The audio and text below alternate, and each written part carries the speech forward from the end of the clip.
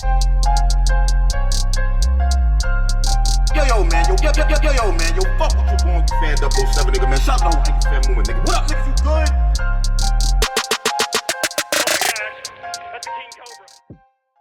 For the special guest from Queensbridge, Prodigy, we got Mike Delorean on, man. Yo, Mike Delorean was goody, man. What's poppin'?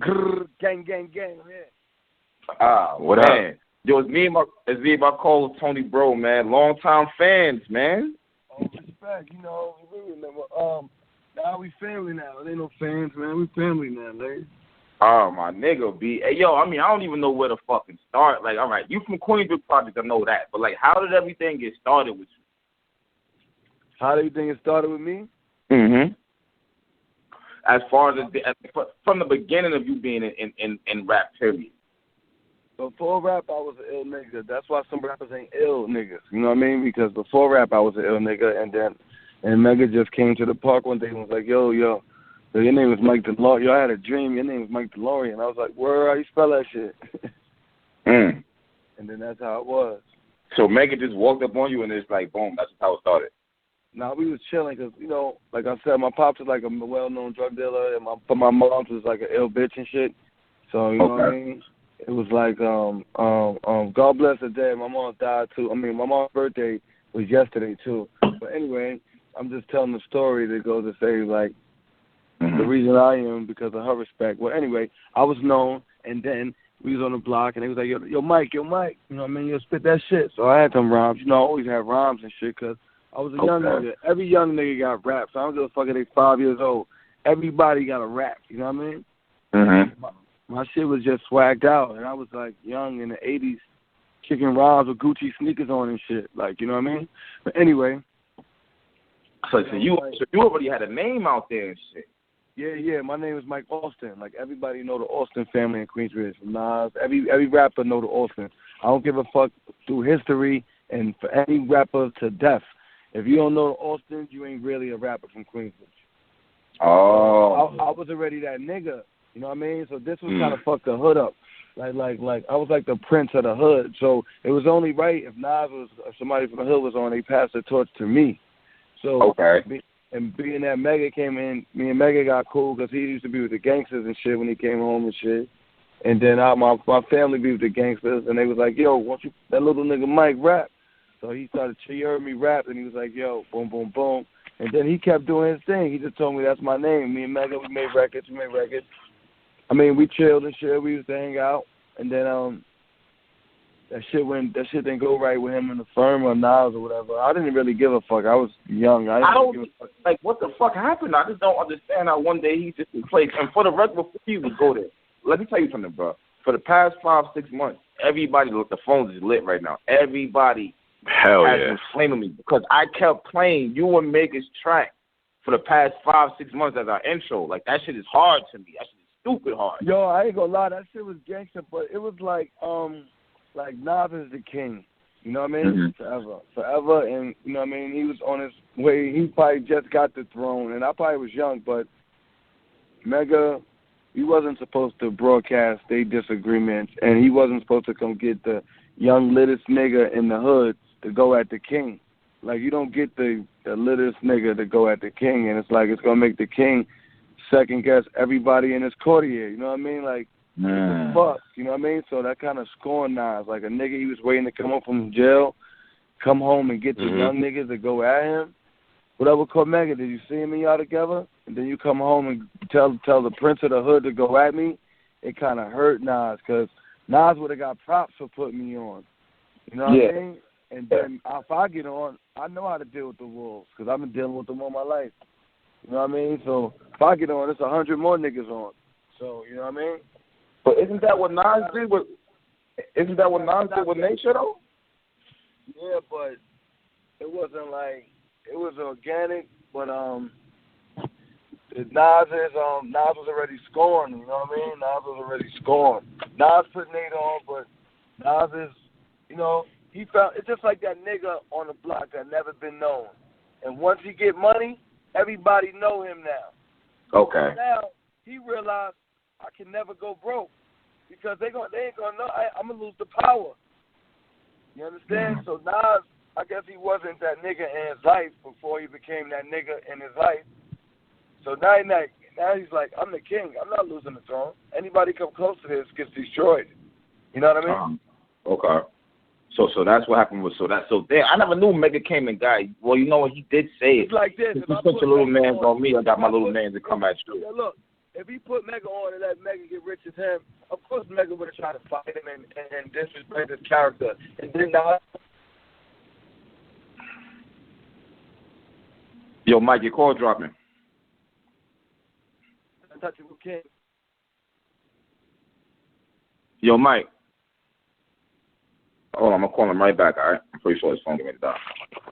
No doubt. Hey, we got to hear this shit. Line's lit, too, bro.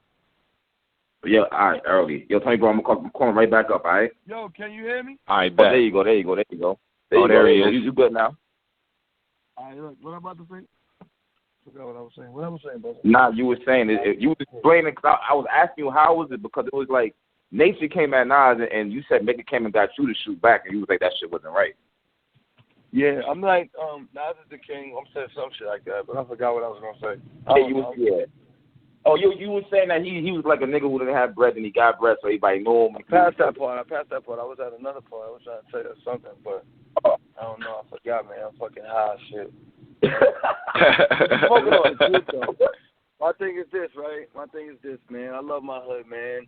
Nas and them, they got into that shit. I don't think they know. I don't think my hood was mature enough to know who we was.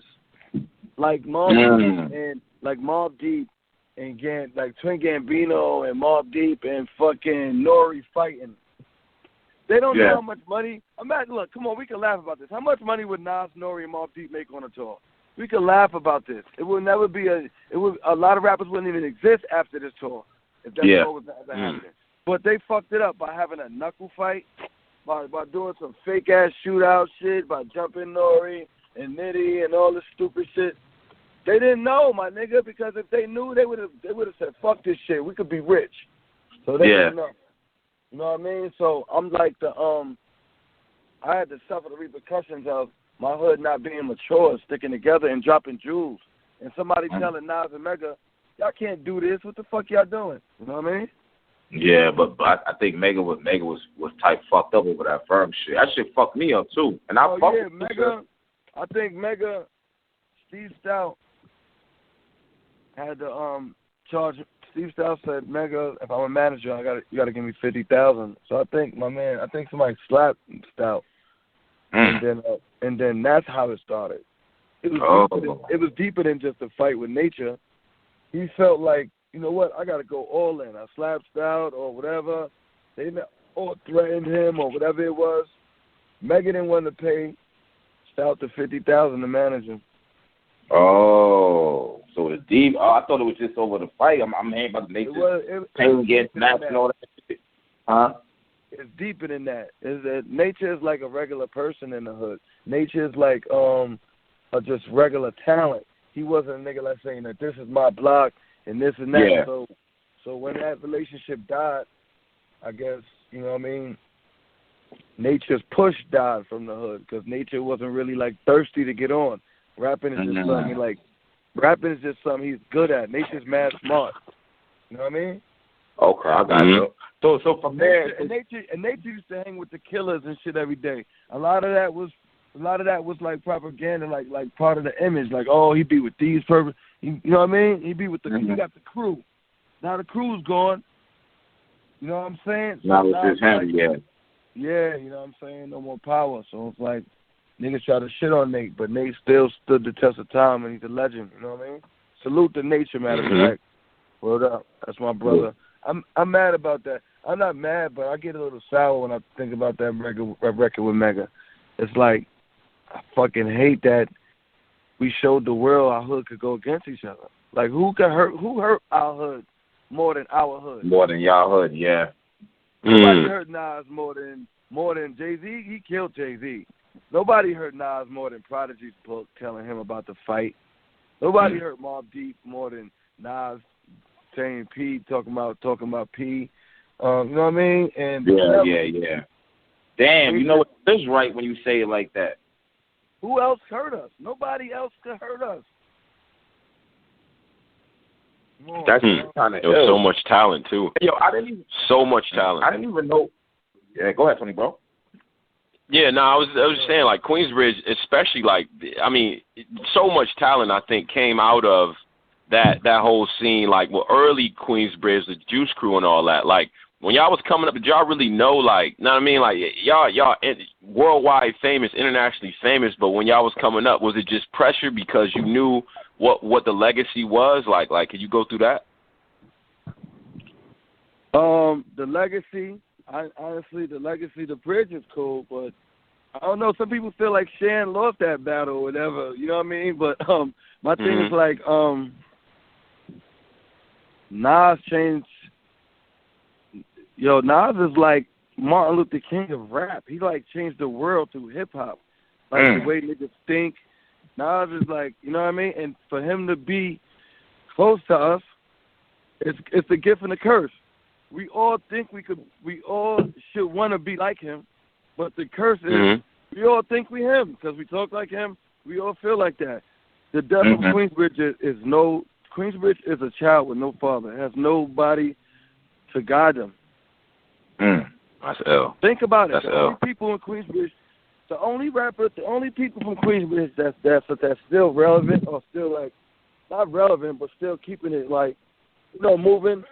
Is rappers with managers. Look at Mobb Deep. Look at, you know what I mean? Don't you wish you could hear an album from ACD? Word. They got the managers. Only, see, Mega had Biz. Mega had Fat Biz. So that kept him, like, industry live because when he came home, he was in the penitentiary. He was, like, unapproachable.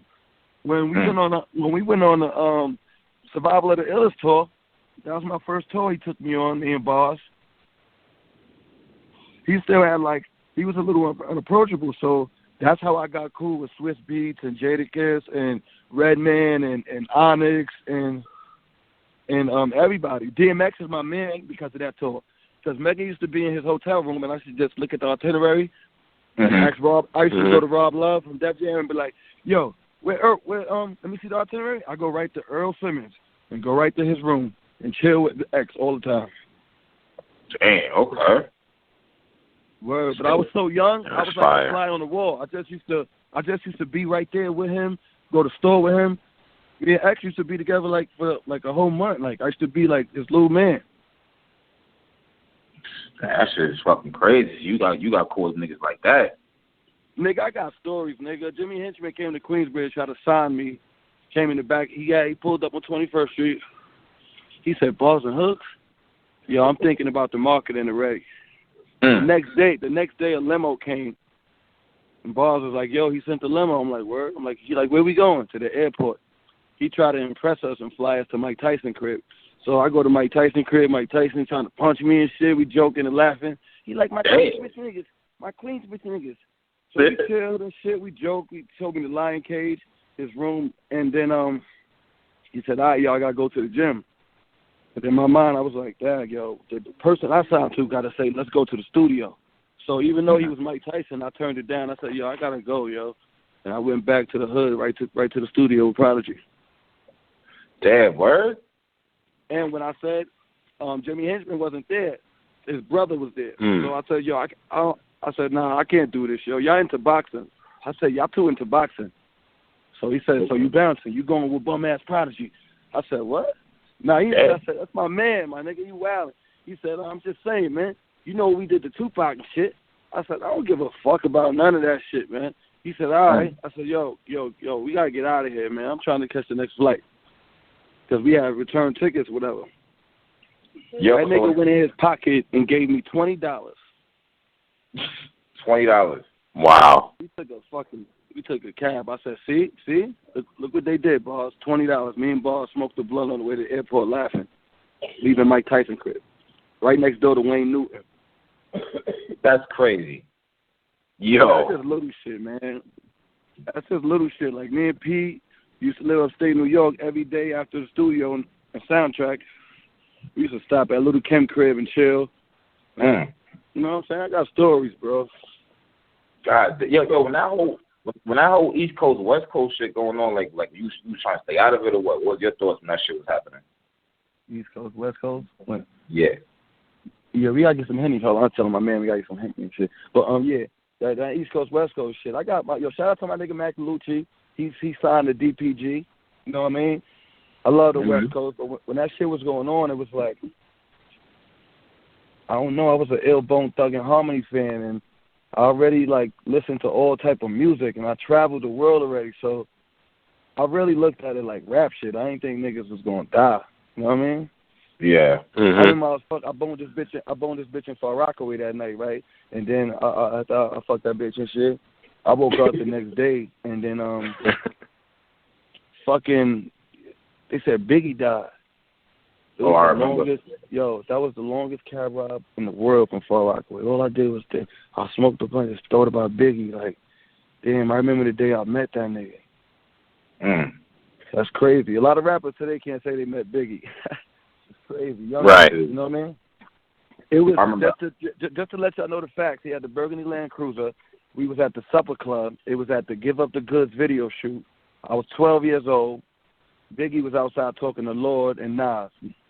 And I came outside, and Lord was like, yo, it's my little man Mike. And I gave Biggie dap. You know what I mean? That's like a proud moment in my life. Nah, most definitely. Hell yeah. I can see that. So from there, I mean, all right, so how did Bars and Hooks come about? Well, I used to be with Mobb Deep from my block. So I used to be with Twins and Noid and them. I used to hang with them and Capone. I used to hang with them all. And they used to send me to the store. I was like the little nigga they could trust. Yo, Mike, okay, I got you. Go get this, you know what I mean? Yeah. And then I used to go with P, and I started thinking about the industry, my rhymes and everything. And I started hanging with my old friend, Bars. And then Prodigy, I was writing rhymes. I wrote the rhymes for Havoc when he did the song with Charlie Baltimore. And then everybody was trying to sign me and shit.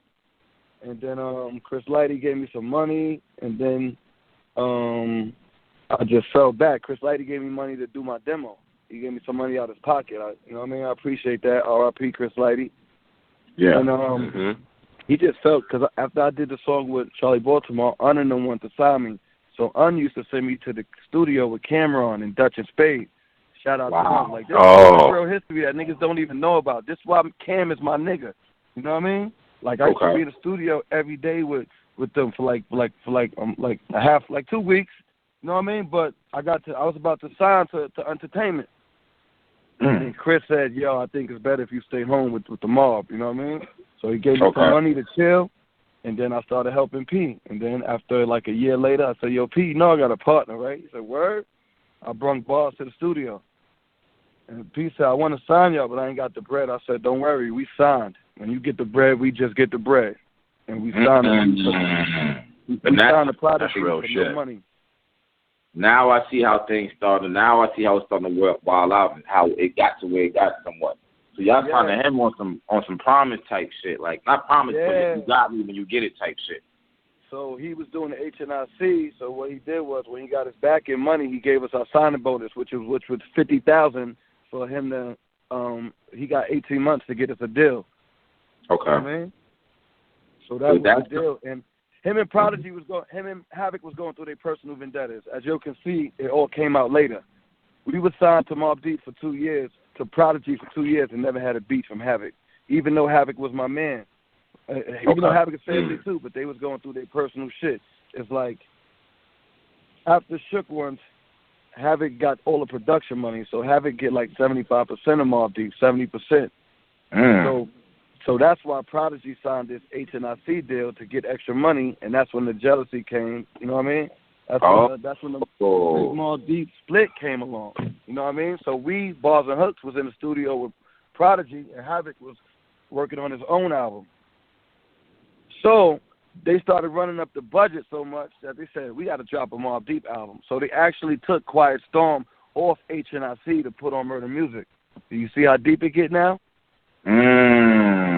Me and Bars created that new vibe, but Prodigy was like a new artist. They couldn't promote him like that. They said, this shit got to go on the Mobb Deep album. We got to drop this Mobb Deep album. Y'all niggas got to chill. You know what I mean? So they took one of Prodigy's verses off and put Havoc verse on, and they had to tour with the mob. and we had to sit back for a minute. You know what I mean? Then we came back to them when they got back off the tour and started working again. You know what I mean? Like, niggas don't know it got deep. We never had a big record deal. It was us up at Loud Records, copying our own CDs, sending them to all the DJs. P was kind of smart, but not smart enough. You know what I mean? Yo, so that's when Diamond came about. That shit was so track. That shit was so fire. I mean, that track right there. Oh yeah, we going Diamond. Shout out. That's my shit, my nigga. Like, y'all killed that shit. Y'all killed that shit. The beat, all that shit was fire. Mm-hmm. Shout out to Casanova Rudd. Shout out to Casanova Rudd. From Girls, I Got 'Em Locked. Pump it up. That's my man. We was in the studio one day. He was like, I said, yo, fuck this shit, man. We either going gold or platinum, nigga. He said, nah, y'all ain't none of that. Y'all going diamond. I didn't even know there was a such thing as diamond. So shout out to Casanova Rudd. You know what I mean? And he That's always my told shit. me shoot for the stars and shit. So anyway, Just Blaze came over and played some beats.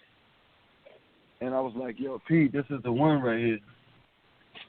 So we bought 3 beats off Just Blaze, and we going diamond and shit. You know what I mean? Yo, that's that shit. We going diamond, man. I fuck with that shit. I think that was the reason I Word. fight with Nas too, man. That song kind of got Nas mad because he looked at it like, this is my little nigga. Like, I'm the king of the hood. This is the little prince of my hood. You supposed to be signed with me. But he never really said it out his mouth. You know what I mean? Then he came to the studio.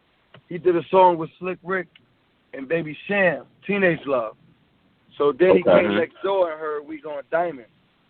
He was just like, wow. He was really like impressed. Like, we came so far from, you know what I mean, the stupid little dirty nigga that did the song with Mega to somebody that's really somebody that really loves music. Yeah. You know what I mean? I wasn't just one of them little thugged out nigga that just rap. You know what I mean? I was really a nigga who's passionate about music. You know what I mean? Yo, you know what's crazy? Hey, yo, I want Mike. that. Oh, my fault. Go ahead, Tony, bro. Yeah. Yo, I got a homeboy that's like listening right now. He's kind of going crazy because when we was young, man, like when we was like teenagers and shit, man, we was just on my beat heavy and like that whole Queensbridge scene. He wanted me to ask you about Nas specifically. Is it true the rumors about him writing his shit last? Like how? What was the politics when y'all was in the? And it was a lot of talent and shit. I know it was a lot of competition. Like, could you go into that, like them studio sessions and all that? Oh yeah, I'll always be with Nas. Nas is like my big brother now. Like Jungle and Nas is my brothers. You know what I mean? Like, but far as when he's writing this shit, I mean, I never really seen Nas write like that. That nigga's mad smart. That nigga is mad smart. I watched him say some ill rhyme like, he said the government is like trees. The niggas are like monkeys, we eating leaves. Like, this shit was like, he said some crazy shit. Like, he was making the hood seem like a safari. And it was just like, y'all heard him talk about the gun and, you know what I mean? Yeah. About and rapping backwards. Imagine him naming all types of people's animals and shit. That nigga, I said, what the fuck? That nigga Nas is smart as hell. But I never really seen him right, and he's not cocky like that. He's mad humble, bro. People got a lot of shit twisted with Nas, man. That nigga's mad humble. He just did a toy drive in the hood. Every session I've been to, he was mad humble, except, you know, when we got into our shit, but nobody's perfect. Yo, to be real with you, I didn't even know y'all guys did some shit really until recently and shit. I watched a YouTube video of a dude who was trying to explain what happened. Like, I'm lost and shit, but he threw a drink at you or some shit? I'm new to all this shit.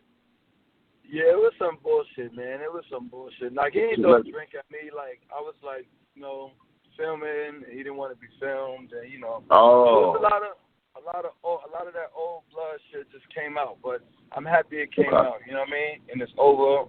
You got behind y'all and shit. Yeah, that's my bro, man. I told him I got the Aura shirts going. He was like, yo, now you thinking, man. You thinking, like, not just I'm going to rap my way on. He said I'm thinking out the box, so he congratulated me on my clothing line, and that's my boy, man. Respect. As far as your clothing line, where do people go to buy merchandise? Yeah, right now, I just got some new shit done for the spring, for the new upcoming season. So because the website is under construction. It should be up like within the next 60 days. Okay. After Valentine's Day, I'm gonna start posting the link to the website. Okay. Everything. All right. That's what it is. That's what it is. Definitely fuck with you up here, man. You gotta let us know so we could put that shit out there. Yeah, and shit. You know what I'm saying? I fuck with y'all, man. The whole hood, we coming back, man. I wish I could explain more of the story of my whole career. How Ron Artest, when he got signed to Chicago Bulls, he gave us $100,000. You know what I mean? Wait, what? Tell y'all about everything. I wish we had more time, man. Ron Artest, that's my boy from the block. When he got signed, he actually gave us. Oh, you know what? Hey, you know what? Before you even do that, hey, yo, his brother said, "What's up?" Daniel Artest. Oh, Daniel? Oh, that's my nigga. Yo, he fuck with me heavy. That's my brother, Mad Max. Tell him I said, call that nigga Mad Max. Be like, what up, Mad Max? Yo, got you. He fuck with me heavy about nigga. Like he been hard. Yo, that's how I started. It was me, Daniel, and Bars in the locker, banging on the lockers, rhyming. I wish I could send you a picture of our St. Rita's picture, like our Catholic basketball team. Yeah. Me, Daniel, and Bars. And Ron, we was on like the novice team. And Ron was on the other team. That shit was crazy, man. Back in the days, man, playing ball and shit. Y'all know how that go. This that QB shit, man. It's either basketball, rapping, or trapping, man. Already. Hey, yo, I already see where you going. You got to run this shit. But, yo, I'm going to get you back up there. You heard? I'm going to lock you in. Lock my number in. Yeah, I'm coming back. Whenever. Yeah, I'm definitely going to lock you in. It's QB for life. You know I ain't playing no games. We got the new shit coming out. Mike Delorean, I'm back. The Oralizer. You're going to see it. It's coming. That's what it is. Yo, my nigga, I definitely appreciate this shit, man. Mad Jewels dropped tonight. Mm-hmm. Yo, I just want to let y'all know, I'm going to leave y'all with, like, Mega's my man. And I talked to Nas about it. I said one day, yo, you think, I was mad. I said, Dan, I'm mad Mega made me and you go at it, bro. He said, don't, it was different times then. We all coming along now. He spoke like a king. So now, I'm going to respect him like one, and we going to move on. You know what I'm saying? It's all love in QB now. Definitely, that's what it is, man. Hey, yo, my nigga, you be safe out there, you heard? You already too. Mike D, I'm here, man. My nigga. Word. All right, man, hit me. Oh, man. Big shout, man. Mike DeLorean. Yo. Wow. Shit crazy, nigga. Who you just talking to. If y'all know yeah, man. Talking Yo. to, do your homework, man. Go listen to H&C, listen to Diamond. The track y'all keep saying, oh, why you keep playing that? Yeah, that was him who was rapping with Mega and shit. Let's go on that Nas and shit. Like, yo, Mike DeLorean's all right. I'll fuck with him, bro. I'll fuck with Bars and Hooks. Yeah. What's up, that shit is crazy, bro. Yo, it's just a whole wealth of knowledge and history, man. You know what I'm saying? I think, especially when you talk to these cats, especially from Queens, the level of respect that they have for Nas and Nori and you know what I mean? Like, it's just so much talent, and like I don't know, a lot of people aren't from the East Coast and shit like that. You're not from up here, that's cool. But if you ever been to Queensbridge, you know what I'm saying, it's a whole different scene altogether. And imagine that much talent. They all around the same age. So imagine Nori and Nas and Prodigy and all of them linking up. And he said he met Big when he was like fucking 12 years old. Like, I'm sick right now, man. My homeboy texted me like, yo, don't tell me y'all got Mike DeLorean up there, man. That's fucking wild, bro. Man, I'm here, bro. Y'all can still hear me? Oh, shit. What up, man? Yeah. My bad. That was this bitch that called over. She clicked. She was like, you know what I mean, when you coming back to Queensbridge? I was like, chill, bitch. I'll be back in a second. Oh, I forgot we were going to do that. But, nigga, you good. You good up. You good. All right, that's what's up. All right, but let me tell y'all something. I'm glad I was back on, man. I just want to appreciate y'all. And we got to bring QB. We gotta bring QB back, man, because QB got that real rap, man. You know what I'm saying? And, Talk about it. You know what I'm saying? We got to bring it back, and I'm bringing back that boom bap, that real shit, and with a little trap, with a little everything, man. You know what I mean? The game got sweet, but we got to bring it back, man. But you know what? Let me ask you a question. How do you bring it back when it's so commercialized right now? Do you think there's still a space for you for that gritty feel to come back? That gritty. Yo, Jews don't get old. The whole point is nobody's teaching nothing in the records no more. Everybody's fronting. This, I got that. Nobody's saying, guess who got shot in the dome piece? Jerome's niece on the way home from Jones Beach is Bug. Plus, you know what I mean? Nobody's telling the stories to be like, yo, that's crazy. Let me be a little more conscious. You can be conscious and swaggy. Motherfuckers, Ain't no trendsetters. Everybody's following the trends. That's a fact. That shit is fucking crazy right here, man. Yo, man. Real shit. I don't want to stay over my time, but you know what I'm saying? I'm right here, man. I'm rolling through the city, and I'm about to hang up, though, but I just want to show y'all the thing about Queensbridge is if you think about it hard, we need a buffer. We need somebody to help each other communicate with each other. Mm-hmm. None of us have managers. If we had managers, it'd be a Queensbridge tour, just like a Rock the Bells tour, just like Rockefeller do it, just like every other label do it. But let me ask you this. How come y'all haven't all sat down? Because when y'all dropped that QB's Finest project, I thought that would have been what made y'all go on tour and shit. Like, what happened with that? Because a lot of people, we all men. We ain't gonna do nothing unless we ain't gonna do nothing we told like that. A lot of us ego trip, so we don't want to bring the gangsters from the hood or somebody to be like, yo, y'all got to do this. Because people gonna feel like, oh, who you think y'all are? We need somebody with the money to be like, here's the check for you guys to stop it now. You know what I mean? And okay, we definitely can't be under budget because the king is the king and he got to be compensated. So when the right budget is there, I think it will all come together. You know what I'm trying to say? Yeah, I got you. Muscle can't fix this. We need a little grease. Everything works better with grease. We got to grease these guys' palms on a respect level that they feel they deserve. You know what I mean? You know what? Let me ask you a question. Do you feel like being like in the streets for real, does that fuck you up? Does that hinder your chances somewhat because niggas are scared to fuck with y'all, you think? I think, back to what I said, we all as artists never had managers. Of course Mike Delorean made a mistake. Of course Cormega made a mistake. Of course Nas made a mistake. Of course Capone. Of course we all made mistakes. Yeah. But it seems like we all judged by our mistakes, you know what I mean? I got you. None of us is perfect, and we all need to give each other a second shot. Definitely, most definitely. I hear that shit. I mean, y'all all cool now and shit, so, I mean, y'all should be clicking up now. Nobody never died. We didn't kill each other. Facts. Nobody never died. Let's keep it that way. Yeah, facts. You know what I mean? Yeah. I can't believe, look, you got niggas that been to jail for 10 years and niggas that say they did their first killing when Tupac dropped it. You know, I'm talking about Uncle Mano and Murder.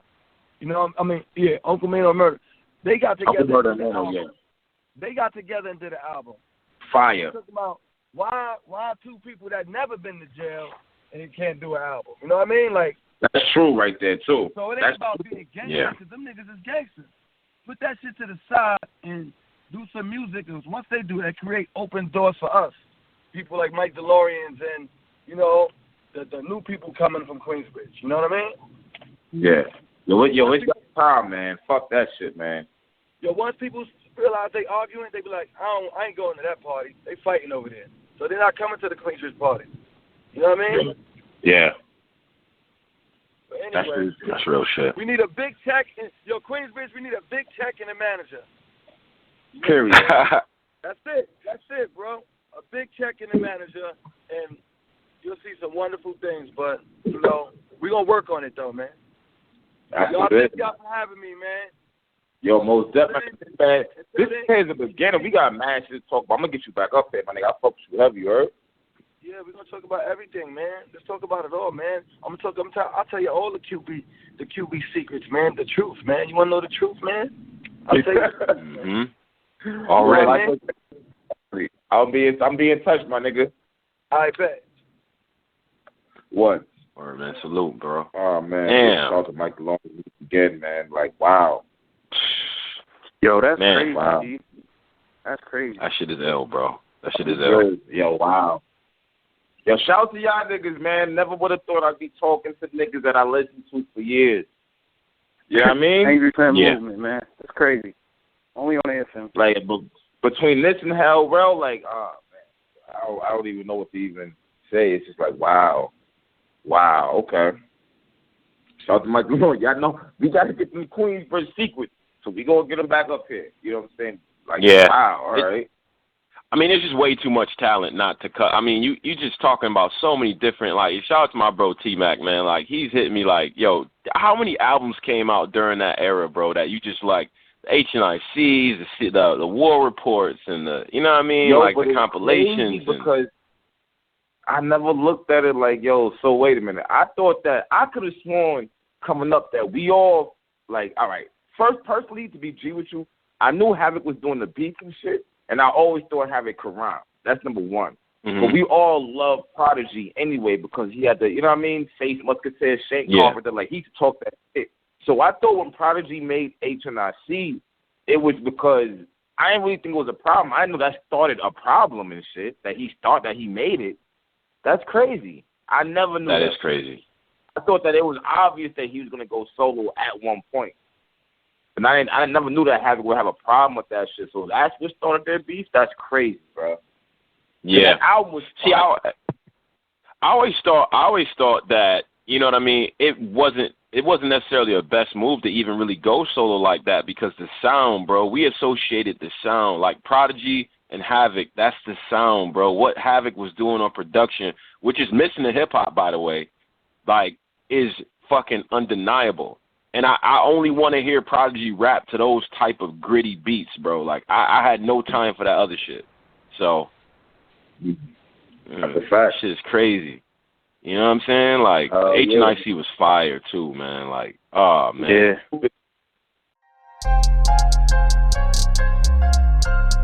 Yo, man, yo, man, yo, fuck what you going to fan 007, nigga, man. Shout out to Fan Movement, nigga. What up, niggas, you good?